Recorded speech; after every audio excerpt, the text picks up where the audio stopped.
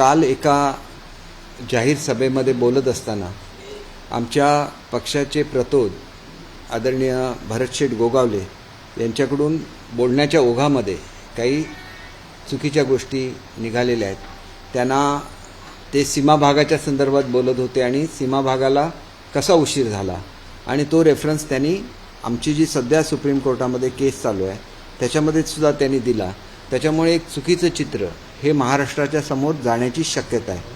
Supreme कोर्टामध्ये किंवा कोणत्याही कोर्टामध्ये ज्यावेळेला मॅटर्स चालू असतात त्यावेळेला त्याच्या संदर्भात आमच्या पक्षाच्या कुठल्याही पदाधिकाऱ्यांनी किंवा आमदारांनी कुठलीही स्टेटमेंट द्यायची नाही असं आमच्या पक्षामध्ये ठरलेलं आहे. मुख्यमंत्री महोदयांनी तशा सूचना दिलेल्या आहेत.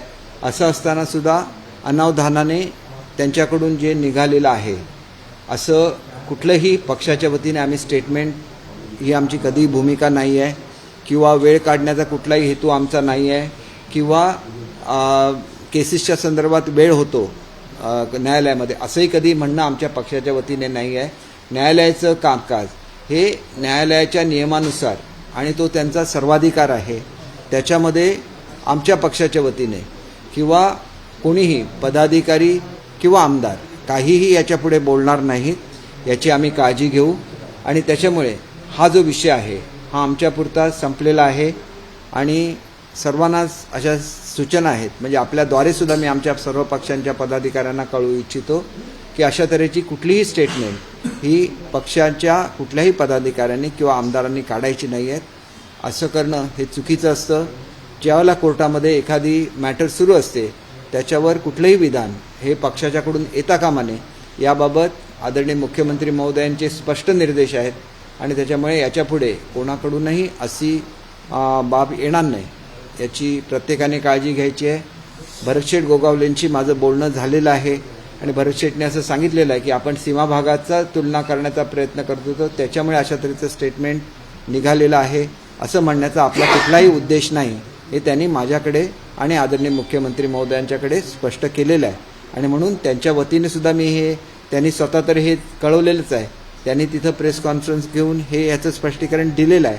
परंतु त्यांच्या वतीने सुद्धा मी स्पष्टीकरण देतो की असं म्हणण्याचा त्यांचा कुठलाही उद्देश नव्हता.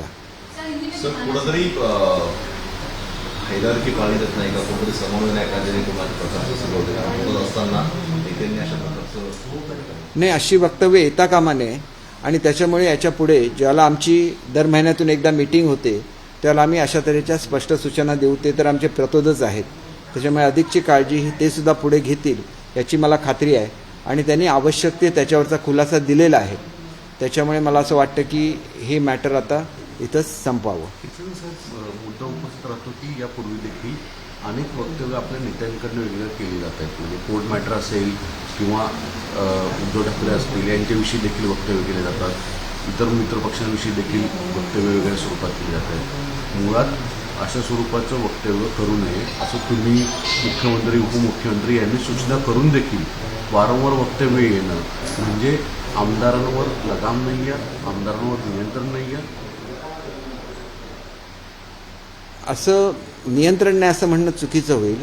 बऱ्याच वेळेला असं होतं की ज्यावेळेला प्रेस कॉन्फरन्सेस घेतल्या जातात त्यावेळेला समोरून प्रश्न केले जातात ही सुद्धा वस्तुस्थिती असते आणि त्याच्यामुळे एखादा प्रश्न विचारला गेला तर तो प्रश्न आपण तिथं नो कॉमेंट्स तरी म्हटलं पाहिजे.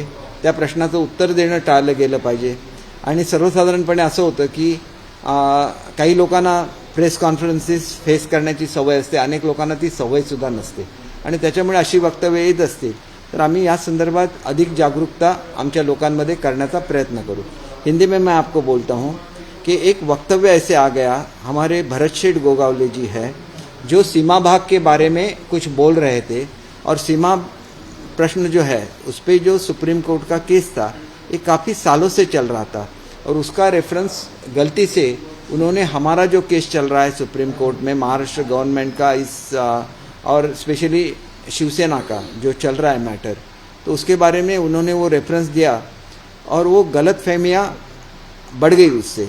तो मैं ये कहना चाहता हूँ कि सुप्रीम कोर्ट हो हाई कोर्ट हो या कोई भी कोर्ट है उसके बारे में कोई भी पदाधिकारी हो एमएलए हो उन्होंने कमेंट नहीं करना चाहिए और उन्होंने ये गलती से किया था जिसका संबंध ये जो हमारा बॉर्डर डिस्प्यूट है कर्नाटका से, और उसके बारे में जो सुप्रीम कोर्ट में केस चल रहा था उसका उन्होंने रेफरेंस दिया था, लेकिन वो रेफरेंस इसके साथ नहीं जुड़ना चाहिए और उसका भी रेफरेंस उन्होंने नहीं देना चाहिए।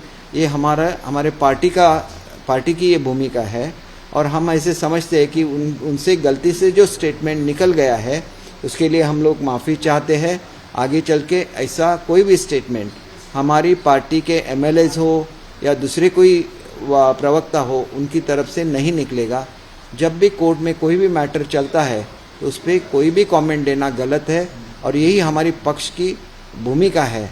तो इस भूमिका को हम लोग लेके चलेंगे। इससे आगे चल के ऐसा कोई भी वक्तव्य किसी से भी नहीं होगा।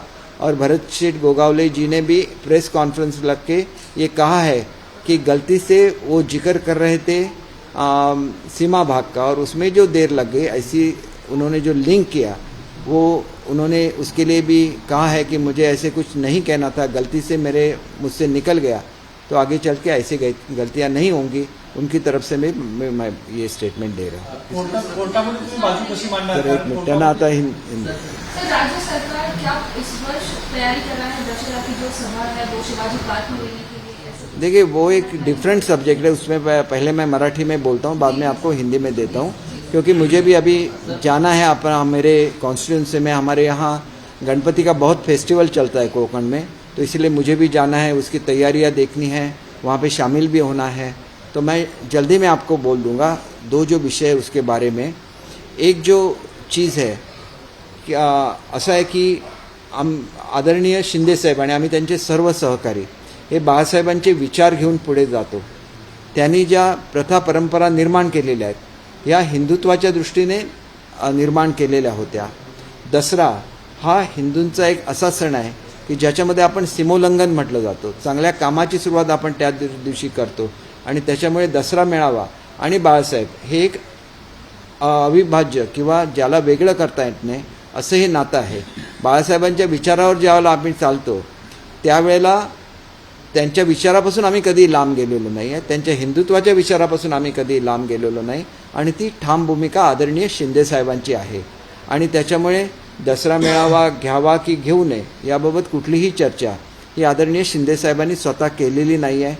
दसरा मेळावा ही बाळासाहेबांनी सुरू केलेली परंपरा आहे, बाळासाहेबांनी सुरू केलेल्या परंपरा कायम राहिल्या पाहिजेत अशी शिंदे साहेबांची भूमिका आहे। याच्यामधून कुठलाही वाद निर्माण होता कामा नये। बाळासाहेबांच्या विचारावर ज्यावेळेला आम्ही चालतो त्याला बाळासाहेबांच्या विचाराचं तंतोतंत पालन करणं हे आमचं सगळ्यांचं कर्तव्य आहे आणि आम्ही ते करू। ज्या प्रकारे पाहतो आपण की उद्धव ठाकरेंनी जे आहे ते दसऱ्या मेळाव्यासाठी परवानगी देण्यात ती ओढवर आहे। नाही, परवानगी हा वेगळा विषय असतो आणि दसरा मेळावा आमच्या म्हणजे शिंदेसाहेब दसरा मेळावा घेणार आहेत अशी जी एक बातमी आलेली होती त्या संदर्भातला हा खुलासा आहे। मी त्या डिपार्टमेंटचं प्रतिनिधित्व करत नाही, मी होम डिपार्टमेंटचं प्रतिनिधित्व करत नाही, जे डिपार्टमेंट मेळाव्यांना परवानगी देते। त्याच्यामुळे होम डिपार्टमेंटचे मंत्री स्वतः फडणवीस साहेब आहेत, ते याच्यावर योग्य तो निर्णय घेतील आणि तो त्याप्रमाणे पुढची कारवाई होईल। परंतु बाळासाहेबांनी चालू केलेल्या परंपरा कायम राहाव्या, त्यांचे विचार कायम राहावे याच्याबद्दल संपूर्ण शिवसेना आणि आदरणीय शिंदेसाहेब हे कटिबद्ध आहेत आणि ते त्याच्यामध्ये कुठलाही वाद निर्माण करण्याचा त्यांचा उद्देश नाही आहे। त्यांचं एकमेव आहे की बाळासाहेबांचा विचार कायम राहिलेला आहे आणि बाळासाहेबांच्या विचारापासून शिवसेना आणि शिंदेसाहेब कधीही दूर गेलेले नाही आहेत। जे लोक बाळासाहेबांच्या विचारापासून दूर गेलेले आहेत त्यांनीच विचार केला पाहिजे की आपण काय करावं, करू नये, कोणाशी युत्या कराव्या, कोणाबरोबर जावं। बाळासाहेब कधीही त्यांचे जाज्वल्य विचार होते आणि त्याच्यामुळे हिंदुत्वापासून कधीही लांब गेले नाहीत आणि काँग्रेस आणि राष्ट्रवादीबरोबर त्यांनी कधीही आघाडी केली नसती, ती महाराष्ट्रामध्ये घडली। हेच बाळासाहेबांच्या विचारापासून लांब जाणं आहे आणि त्याच्यामुळे आम्ही बाळासाहेबांच्या विचाराशी एकनिष्ठ आहोत आणि आम्ही त्यांच्या विचाराशी एकनिष्ठ राहू। सर, फक्त दोन प्रश्नांची म्हणजे उत्तर होतं। मला जरा पटकन आपण विचार करा, मला सुद्धा फ्लाईट पकडायची आहे। एक मिनिट रे यार, मराठी संपूर्ण फक्त दोन गोष्टी समजायच्या। शिंदे साहेब स्वतः दसरा मेळावा घेणार आहेत की नाही म्हणजे हा एक स्पष्टीकरण हवं आहे। दुसरा मुद्दा की तुम्ही सांगितलं की गृह विभाग परवानगी देतात, काही परवानगी गृह विभाग देतं ही वस्तुस्थिती आहे, पण मुंबई दसरा मेळाव्याची परवानगी हे मुंबई महापालिका जे नगर विकास विभाग स्वतः मुख्यमंत्र्यांच्या अंतर्गत येतं, तर मग परवानगी नेमकी कुठे अडकली? एक गोष्ट अशी आहे की दसरा मेळावा घ्यावा की घेऊ नये याच्या संदर्भात कुठलीही चर्चा आदरणीय शिंदेसाहेबांनी केलेली नाही, कोणाशीही केलेली नाही आहे. त्याच्यामुळे मी आताच आपल्याला सांगितलं की बाळासाहेबांच्या विचारापासून आम्ही कुठेही लांब गेलेलो नाही आहे, परंतु बाळासाहेबांच्या विचारावरून कुठेही महाराष्ट्रामध्ये मतभेद व्हावे असं कुठलंही हे नाही आहे. त्यांना जर उद्या वाटलं की मेळावा घ्यावा तर अमुक ठिकाणीच घ्यावा असं काय नाही आहे, दुसऱ्या ठिकाणी ते घेऊ शकतात.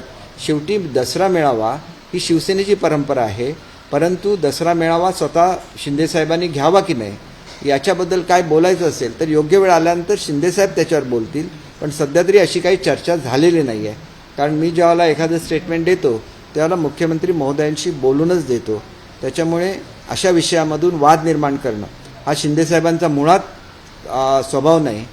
शिंदेसाहेबां हे बाळासाहेबांची एकनिष्ठ असलेले कार्यकर्ते आहेत, नेते आहेत, आणि त्याच्यामुळे ज्यावेळेला हा विषय येईल त्यावेळेला ते योग्य तो निर्णय घेतील आणि त्याप्रमाणे पुढचे जे काय करायचं तयारी करायची ती पुढची तयारी होईल.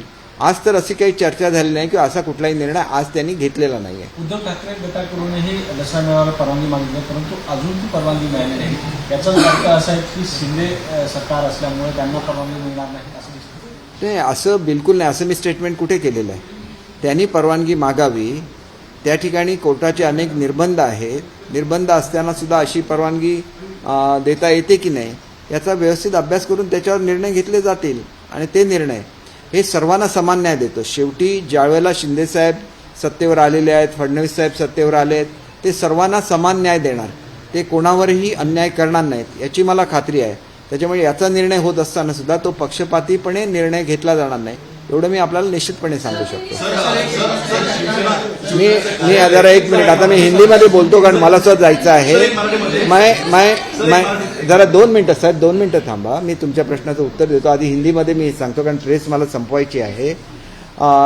जो एक न्यूज़ आई थी कि शिंदे साहब दसरा मेलावा लेने वाले हैं, तो इसके बारे में शिंदे साहब का यही कहना है कि बाला साहब के विचारों से वो कभी भी अलग नहीं हुए, आज भी वो वही मार्ग पे चलेंगे जो बाला साहब ने दिखाया हुआ मार्ग है. लेकिन दसरा मेळावा लेना है या नहीं लेना है उसके बारे में उन्होंने कोई भी निर्णय नहीं लिया है और उसके बारे में कोई भी चर्चा नहीं हुई है. जो भी निर्णय होगा, अगर होगा तो इसके बारे में आपको पता कर दिया जाएगा. आज तक तो ऐसी कोई बात नहीं हुई है, लेकिन बाला साहब के विचारों पे चलना है. जो परंपराएं उन्होंने चालू की थी उन परंपराओं को कायम रखना है. ये भी शिवसेना होने की वजह से उनकी जिम्मेदारी है और वो उस जिम्मेदारी से परे नहीं हटेंगे. लेकिन किसी भी एक इवेंट की वजह से महाराष्ट्र में कोई भी संघर्ष की स्थिति पैदा हो, ऐसे वो कभी भी नहीं करेंगे. उन्हें बाला साहब के कदमों पे चलना है और ये करके महाराष्ट्र में अच्छा काम करके दिखाना है. तो जो भी परंपराएं थी, जो भी विचार थे बाला साहब के, वो शिवसेना के लिए आज भी आदरणीय है और उनके दिखाए हुए मार्ग पे ही हम लोग चलेंगे. सर, हर वर्ष लेकिन ये जो अनुमति है वो आसानी से मिल जाती थी इस दशहरा सभा के लिए, इतने दिन नहीं लगते थे, ना ही ये जो आवेदन दिया जाता था वो ना होल्ड पे रखा जाता था. लेकिन इस बार 6 से 7 दिन हो चुके हैं. नहीं, आपको आपकी जो इन्फॉर्मेशन है उसको क्रॉस चेक करना पड़ेगा. ऐसे कभी भी नहीं हुआ है. ये जो परमिशंस है उसके लिए देर लगती है क्योंकि कोर्ट के जो निर्देश है वो निर्देशों का पालन करना पड़ता है. आप जो बोल रहे हैं ऐसे पहले नहीं हुआ, आप फिर एक बार चेक कीजिए. इतना समय तो लग जाता है. तो इसके लिए कि कोई भी इसके लिए एप्लीकेंट हो उनके बारे में दुजाभाव नहीं किया जाएगा. हर एक को समान न्याय देना ये फडणवीस साहब की और शिंदे साहब की नीति है. आज शिंदे साहब की सरकार है तो वो उसको बायस नज़र से नहीं देखेगी. जो भी रेगुलर उसका स्क्रूटिनी करना है वो करके उस पर वो निर्णय ले लेंगे. वो निर्णय क्या होगा ये बोलने के लिए मैं ऑथराइज नहीं हूँ. ये होम डिपार्टमेंट है और बाकी के जो एजेंसीज है वो इकट्ठा आके ये निर्णय लेते हैं और ये निर्णय लेते समय निपक्षपात से ये निर्णय लिया जाएगा. सर, क्या शिवसेना का हेडक्वार्टर्स थाने शिफ्ट हो जाएगा अभी, ऐसा बताया जा रहा है? नहीं, आप ऐसे क्यों सोचते हैं? महाराष्ट्र की कैपिटल ही मुंबई है, तो मुंबई में ही बाला साहब का विचार यहाँ पे जो हम मराठी में बोलते हैं कि एक पौधा जब लगाया जाता है तो पौधा लगाया गया मुंबई में और पौधे का पेड़ बन गया तो पूरा महाराष्ट्र उसमें आ गया। तो हम वो पौधा जहाँ पे लगाया वो मुंबई को क्यों छोड़ेंगे? मुंबई तो अस्मिता है महाराष्ट्र की, और मुंबई में जो भी होना है, समझिए ग्राउंड्स है तो मुंबई में बहुत सारी ग्राउंड्स है। ऐसे नहीं है कि विचार एक ही ग्राउंड पे पलता और बढ़ता है। तो वो विचार और विचारधारा महत्वपूर्ण है। और कल आप बोलिए कि दसरा मेळावा में कांग्रेस वाले आ जाए, उसमें राष्ट्रवादी वाले आ जाए, तो आएंगे नहीं, क्योंकि उनके वो विचारधारा नहीं है, वो हिंदुत्व की विचारधारा उनके पास नहीं है। उनके लिए तो ये सब चीज़ें, ये जैसे उनसे वो नफरत करते हैं, उससे दूर रहते हैं, तो वो उनकी विचारधारा है। बाबा साहब की विचारधारा बाबा साहब की विचारधारा है, हिंदुत्व का विचार है, हिंदुत्व का विचार है। तो उससे ये लोग नहीं जुड़ सकते। लेकिन हम भी शिवसेना है, तो शिवसेना होने की वजह से जो भी हमारा कर्तव्य है वो कर्तव्य हम करेंगे। लेकिन आज शिंदे साहब ने कोई भी निर्णय नहीं लिया है, ना कि इसके बारे में चर्चा की है कि उनको दसरा मेळावा लेना है या नहीं लेना है, और उसके लिए वो दूसरे किसी को पाबंदी भी नहीं लगाएंगे। तो ये मैं बहुत क्लियर आपके क्षेत्र में एक सवाल ये है, एनसीपी की तरफ से ना प्रचार किया जा रहा है, बदनामी की जा रही है ताकि वो अपनी ताकत बढ़ा सकते हैं, जिस तरह से कि 50 ओके सर, ये पूरा माहौल आपके क्षेत्र में बनाया जा रहा है, ये क्या है? देखिए, पूरे महाराष्ट्र को मालूम है कि खोखे संस्कृति महाराष्ट्र में किसने लाई, तो वो एनसीपी ने लाई और वो कांग्रेस ने लाई। हमें तो खोखे से कुछ लेना देना बिल्कुल नहीं है, हमको हमारे वसूले से। इसीलिए मैंने चैलेंज दिया था कि 50 खोखे, जो 50 खोखे का मतलब होता है 50 करोड़ रुपया, 50 करोड़ रुपीज़। आप करोड़ रुपीज़ तो छोड़ दीजिए, अगर आप 50,000 भी हमने लिए हैं तो मैंने बोला था कि मैं अपना इस्तीफा दे दूंगा, मैं सार्वजनिक जीवन से निवृत्त हो जाऊंगा। ये बातें ऐसी नहीं चलती है, आपके कुछ वसूल भी रहते हैं, और अगर उन उसूलों पे चलना है तो आपको भी बहुत सारा कष्ट लेना पड़ता है। लोग जो गलत आपके बारे में जो गलत अफवाहें फैलाते हैं उसको भी आपको फेस करना पड़ता है। और इसको मैं गोबेल्स नीति बोलता हूँ। 100 बार जब झूठ कहा जाता है तो लोगों को लगता है कि ये सच है, लेकिन ये लोग चाहे 100 बार झूठ बोले तो महाराष्ट्र की जनता उसको सच करके कभी भी एक्सेप्ट नहीं करेगी, क्योंकि ये क्रांतिकारों की भूमि है, ये एक सामाजिक क्रांति की भूमि है। तो इसमें ये गोबेल्स नीति और गोबेल्स का प्रचार नहीं चलेगा। ये गोबेल्स नीति वो सीखे हैं जर्मनी से, जहाँ पे गोबेल्स हिटलर के एक सहयोगी थे और उन्होंने ये एक फॉर्मूला बनाया था कि 100 बार झूठ बोलो तो लोगों को वो सच लगता है, और ये गोबेल्स की नीति महाराष्ट्र में नहीं चलेगी। मैं फिर से उसको दोहरा रहा हूँ। मुख्यालय जे आहे ते दादरमध्ये होणार अशा प्रकारची चर्चा होती, मात्र आता कुठेतरी जे काही नियुक्तीपत्र दिलेलं आहे त्याच्यावरती ठाण्याचा ऍड्रेस आहे। हे बघा, ठाण्याचा ऍड्रेस जरी असला तरी शिवसेनेचं मुख्यालय हे मुंबईमध्येच आहे।